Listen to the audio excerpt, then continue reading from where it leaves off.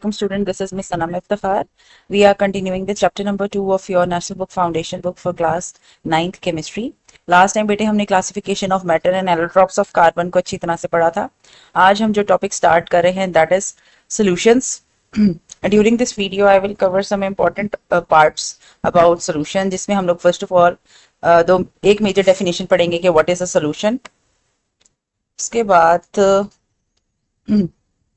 first of all we will discuss solutions, then we will discuss what is a homogeneous solution, what is a heterogeneous solution. इसके अलावा बेटे what is solute, what is solvent and different types of solution on the basis of their physical state. ठीक है, first हमारा target ये. उसके बाद बेटे हमने aqueous solution के बारे में पढ़ना है.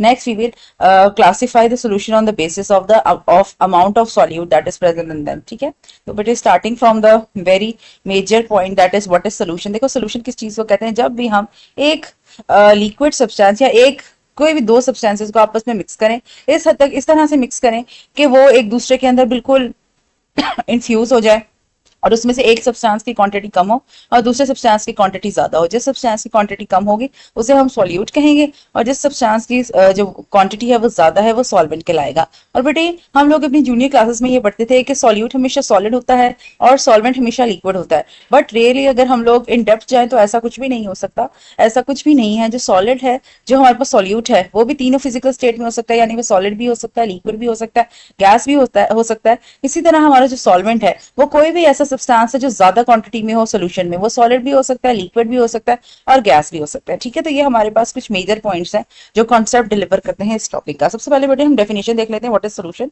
अ solution is homogeneous. Homogeneous, homo means one and genius means phase. ये एक ऐसा मिक्सचर है जिसके अंदर सिर्फ एक फेज होगा. Of two or more substances in which one substance is dissolved in other, यानी जिसमें एक सब्सटेंस दूसरे सब्सटेंस में डिसॉल्व हो. Homogeneous means that no particle or parts of different substance can be seen, यानी क्या वो एक दूसरे में बिल्कुल यकजा हो जाएंगे, बिल्कुल मिक्स हो जाएंगे. क्या हमें वो सोल्यूशन देखने के बाद ऐसा नहीं लगेगा कि इसमें दो मुख्तलिफ चीजें आपस में मिक्स की गई हैं. When one substance dissolve, the solution look exactly the same, यानी कि जब हमारे पास एक सब्सटेंस डिसॉल्व हो जाता है उसके बाद जो सोल्यूशन नजर आता है वो हर पॉइंट उसका हर जो पॉइंट है उसका हर पोर्शन सेम होता है. फॉर एग्जांपल अगर हम लोग नमक को पानी के अंदर डिसॉल्व करें, ठीक है, उसको डिसॉल्व करने के बाद हम उसमें से कोई भी ड्रॉपलेट निकाल दें, सबकी कॉम्पोजिशन सेम होगी. ठीक है, सबका टेस्ट सेम होगा, सबकी जो फिजिकल प्रॉपर्टीज है होंगी वो सेम होंगी. सो इसमें अब हम लोग दो पार्ट्स पढ़ते हैं सोल्यूशन के अंदर जो हमने बात की थी पहले. What is solute and what is solvent. A substance that is dissolved is called solute and a substance in which it is dissolved, यानी जो चीज जिसे हमने घोला है वो क्या है, सॉल्यूट है, और जिसके अंदर हमने वो जो सॉल्यूट है यानी जो कम अमाउंट वाला सब्सटेंस है उसको डाल के मिक्स किया है वो क्या है, सॉल्वेंट है. In a solution the particles are microscopic. Solution के अंदर पार्टिकल्स क्या है, माइक्रोस्कोपिक है. माइक्रोस्कोपिक मींस कि हम उसे सिर्फ माइक्रोस्कोप से देख सकते हैं, अपनी नेकेड आई से नहीं देख सकते. Less than 1 nanometer in diameter. A solution is very stable mixture. Solution क्या है, एक स्टेबल मिक्सचर है. And solute does not separate from the solvent itself, यानी अगर हमने नमक में पानी ऐड करके उसका एक सोल्यूशन बना लिया है तो ये जो नमक और पानी का मिक्सचर है खुद ब खुद खत्म, यानी ये खुद ब खुद सेपरेट नहीं होगा जब तक हम इसके ऊपर कोई फिजिकल या फिर केमिकल चेंजेस नहीं करेंगे. अब बेटे यहाँ पे एक सिंपल डायग्राम से डिस्क्राइब किया हुआ है सोल्यूशन की प्रिपरेशन को कि सोल्यूशन में क्या होता है, हमारे पास सॉल्वेंट और सॉल्यूट आपस में मिक्स होता है तो एक सोल्यूशन बना लेता है. ठीक है, उसके बाद बेटे हम लोग थोड़ा सा इसकी कुछ एग्जांपल्स देख लेते हैं. अब ये जो टॉपिक है ना ये बहुत ज्यादा थ्योरेटिकल है.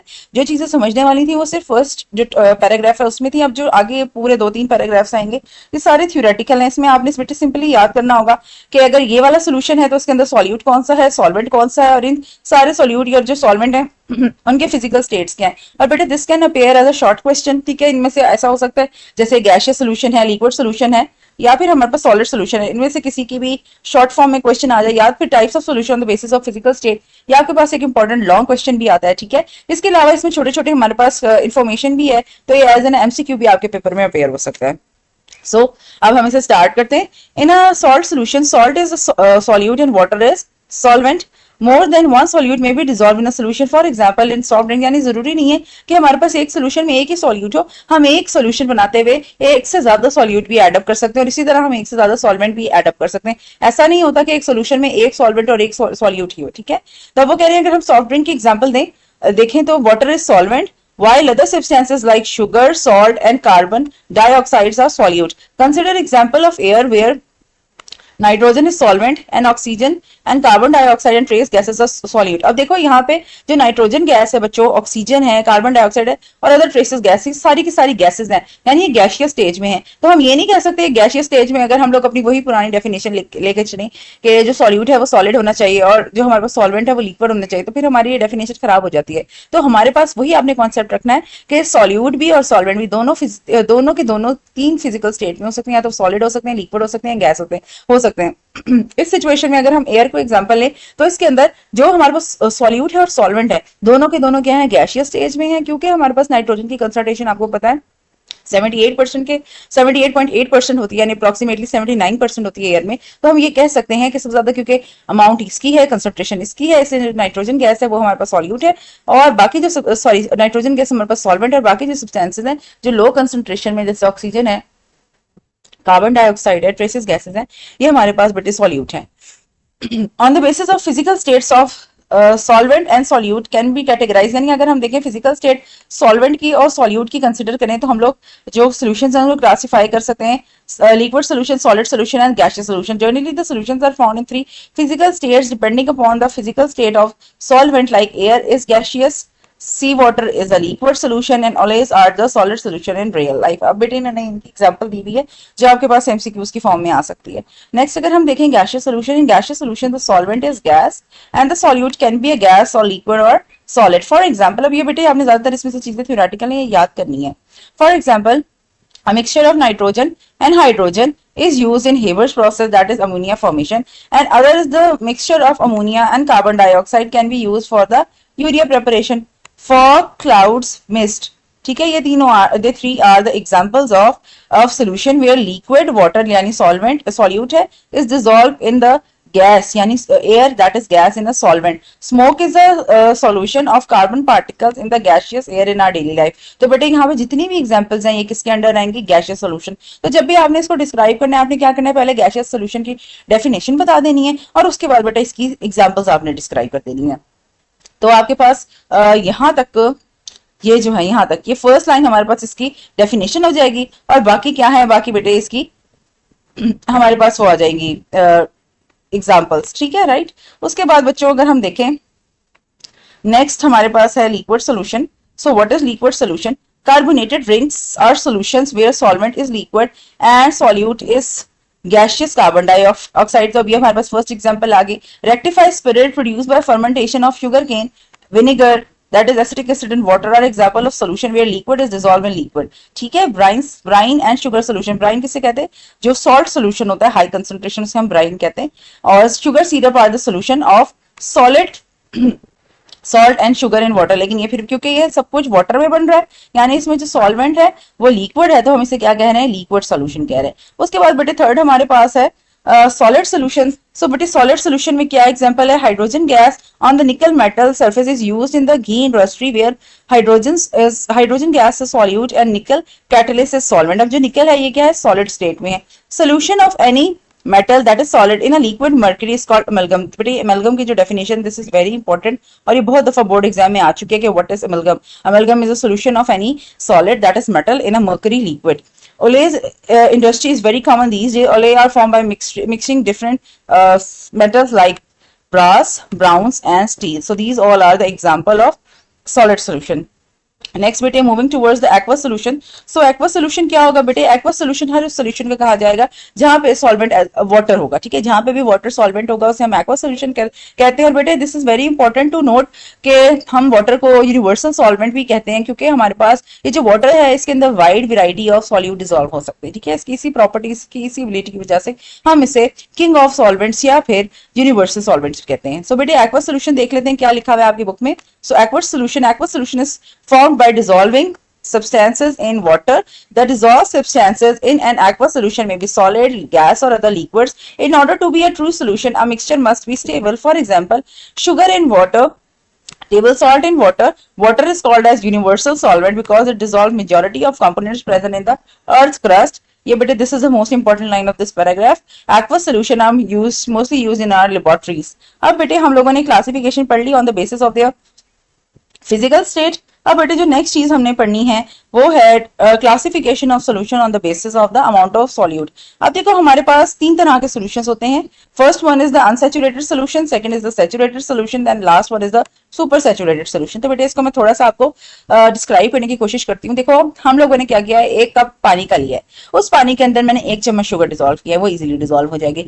अब बेटे मैं 2 चम्मच शुगर डिजोल्व करूंगी, 3 चम्मच शुगर डिजोल्व करूंगी, मतलब एक वक्त आएगा कि मैं उसके अंदर जितनी भी चीनी डालना चाहूं वो चीनी नहीं डिजोल्व, एक मतलब कि स्टार्टिंग के स्टेजेस में क्या होगा, मैं जितनी मर्जी चीनी डालूं वो इजीली डिजोल्व होती जाएगी। लेकिन तो हमारे पास एक ऐसा सोल्यूशन जिसके अंदर more amount of solute dissolve हो रही है, यानी हम लोग उसके अंदर जैसे ही सॉल्यूट डाल रहे हैं वो वैसे वैसे उसके अंदर घुलती जा रही है, मिक्स होती जा रही है, तो हम ऐसे सोल्यूशन को कहते हैं अनसैचुरेटेड सोल्यूशन। ठीक है, उसके बाद है सैचुरेटेड सोल्यूशन। सैचुरेटेड सोल्यूशन किसको कहा जाता है? सैचुरेटेड सोल्यूशन ऐसे सोल्यूशन को कहा जाता है जिसके अंदर मजीद कोई सॉल्यूट डिजोल्व ना हो। ठीक है, जैसे अगर हमारे पास चीनी डालते डालते एक स्टेज ऐसा भी आता है कि जो उसके अंदर मजीद शुगर जो होती है वो डिजोल्व नहीं होता, उस सोल्यूशन को हम कहते हैं सैचुरेटेड सोल्यूशन। और बेटे अगर हम क्या करेंगे, सैचुरेटेड सोल्यूशन को हीट अप कर दें तो क्या होता है, उसके अंदर डिजोल्विंग कैपेसिटी बढ़ जाती है। ठीक है, और उसके अंदर अगर हम मजीद शुगर डालें या कोई भी सॉल्यूट डालें तो वो क्या हो जाता है, डिजोल्व इजीली हो जाता है। तो इस सोल्यूशन को हम कहते हैं सुपर सैचुरेटेड सोल्यूशन। यानी अगर हमने किसी चीज में किसी भी प्लेन सॉल्वेंट के अंदर कोई भी सॉल्यूट ऐड अप किया और जब तक वो उसके अंदर इजीली घुल रहा है, मिक्स हो रहा है, तो हम उसे कहते हैं unsaturated solution.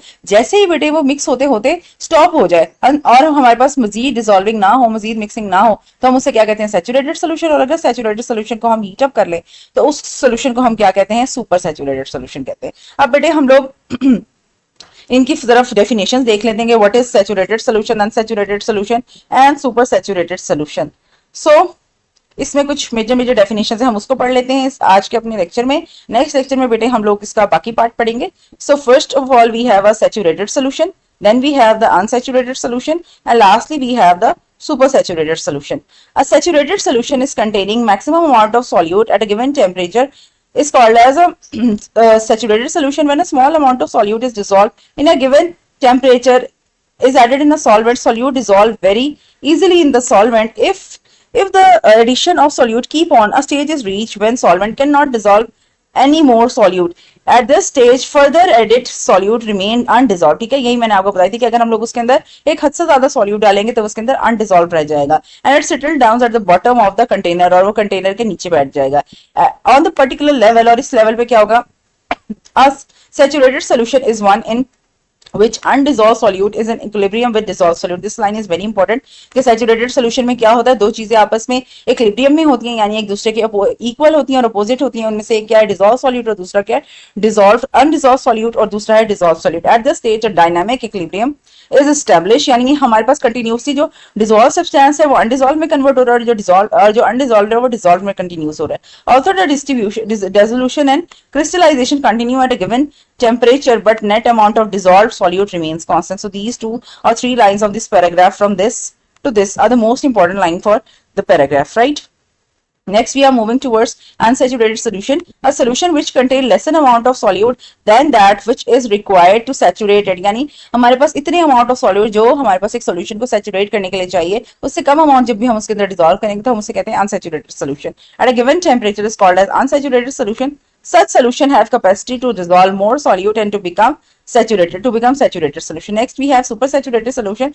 When saturated solutions are heated, जब हम एक saturated solution को heat कर देंगे, they develop further capacity to dissolve any other solute. Such solutions contain greater amount of solute than the required to form a saturated solution and they become more concentrated। ठीक है, अब क्योंकि बेटे उसके अंदर हमने ज्यादा शुगर ऐड कर दी तो ऐसा सोल्यूशन जिसके अंदर जो हमारे पास सॉल्यूट है उसकी कंसंट्रेशन ज्यादा हो, ठीक है, तो हम उसे कहते हैं concentrated solution. This solution is more concentrated than unsaturated solution is known as the super saturated solution. Super saturated solution are not stable. तो हमने सोल्यूशन की डेफिनेशन ये पढ़ी थी कि वो स्टेबल होते हैं, लेकिन सुपर सैचुरेटेड सोल्यूशंस क्या होते हैं, they are not stable. Therefore an easy way to get a super saturated solution is to prepare a saturated solution at a high temperature। ठीक है, it then cool to a temperature where excess solute crystal out and leave behind a saturated solution. So but this is pretty much for today's lecture. So I hope आपको ये सारे points completely समझ आए होंगे। If you have any query about these topic or any topic that was explained before of this chapter or of the first chapter, you are free to ask me. Take care of yourself. Allah Hafiz.